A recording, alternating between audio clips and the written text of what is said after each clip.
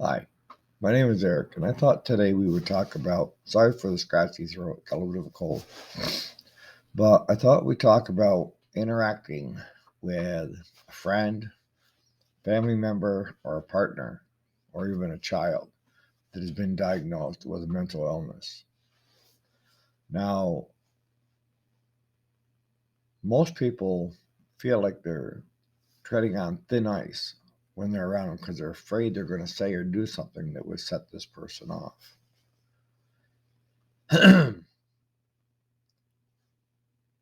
Let's first start off by talking about the individual in question, the one that's been diagnosed. The biggest question I would have for that person is, are they in treatment and do they want to get better? And most of us would say, why wouldn't they want to get better? Well, I'll tell you why. Because with someone with a mental illness, sometimes attention, whether it's good attention or bad attention, is still attention. And I always say to people, look at what they're getting out of it. If they're getting something out of it, why would they want to change?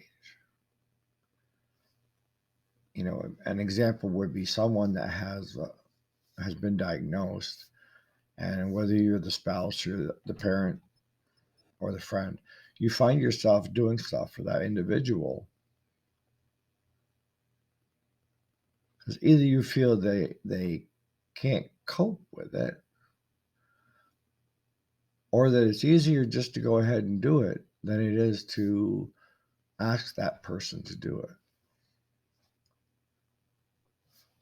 What did I just say? What I just said is basically we're our own worst enemy when we start doing stuff for that person that's been diagnosed. They should be doing it themselves. See, the sad fact, in the mental health field, and it goes for drug and alcohol, as well. That person has to hit rock bottom before they're probably willing to make a change. See, human nature is people don't like to change. Whether it's a good change, bad change, it's still anxiety. It causes anxiety. So most people, when they make a change, it's because it's become too unbearable to stay where they're at versus going to something else. It's become too unbearable to continue down that road that they're on than to try a new path. That is rock bottom. That is changing the course. You know, you shouldn't have to treat someone with a mental illness with kid gloves. There's some do's and don'ts, and depending on the individual, and the diagnosis. The one thing you don't want to do is you don't want to raise your voice or get into a shouting match or, get into a clash. Don't waste your time. Because all you're going to do is just elevate it. So what should you do? Talk like you would to anybody else. And if that person that's been diagnosed isn't responding, stop talking. Stop trying to coddle them.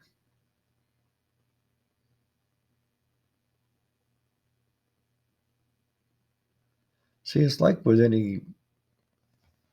anyone that has, let's say a drinking or a drug problem. That drinking and drug becomes more important to that person than the people around them. And they're craving that next fix. And no matter what you say or do, you are not going to be able to persuade that individual to stop doing it. You're not. Not until they decide they want to stop doing it. And most times they have to hit their rock bottom in order to make a change. Whether it's near death is one, anything that shakes up the person's inner core. Well, what I can tell you about is if someone has a diagnosis and they're not in treatment and they're not doing what they need to do, then my best advice to you would be to part ways. I know it sounds harsh, but you need to draw a line in the sand in between you and them. You can't continue to put yourself second compared to them. And that's what you're doing. I know what you're doing because I did it. You know, having a mental illness is no different than a lot of other issues that people have in life. They have to want to change. That's the key. That would require them to be totally honest with themselves, with their therapist, with their psychiatrist, with their partner, parents. And that's scary. But that's when change happens. You know, feeling sorry for someone isn't going to help them one iota. Doing all the stuff for them, doing things for them, is not going to help them one iota. They need to get their ass out of bed in the morning. They need to get their asses showered, dressed, and have stuff to do during the day instead of allowing them to sit around in their sweats all day, because it's easier just to deal with them that way than it is to try to enforce a set of rules. I know. The hard thing is if you're in a relationship with someone that has a mental health issue that either is not in treatment or is in treatment and not working their program, is they will run you through the ringer. They will drag you through hell and back. And you know what? They won't care that they did. No. It goes back to a main theme that I've had in a number of videos, and that is we have to take care of ourselves first and make ourselves healthy first before we can help somebody else. And if your partner or a family member or friend has a true diagnosis, you can't help them until you're healthy yourself. Because if allowed, they will suck you dry, and it just feels like extremes all the time. So my best advice to anyone out there that wants to know how best to talk with someone that is diagnosed with a mental health issue, talk to them normally. Don't raise your voice. Don't get into a fight with them. Arguing is just going to elevate them, and nothing good's going to come of it. Stop doing everything for them. Let them sink or swim. Let them do stuff. Force them to do the stuff they need to do. And if they're unwilling to do that, and this is a relationship like a partner, boyfriend, girlfriend, or even friend, it may be time to cut ties. I know it's hard because you really love that person. But sometimes you have to get away from the blast site, and that is that person is going to implode and explode. And we don't want you anywhere near it because any of us that have been diagnosed, the last thing we really want to do is hurt somebody else.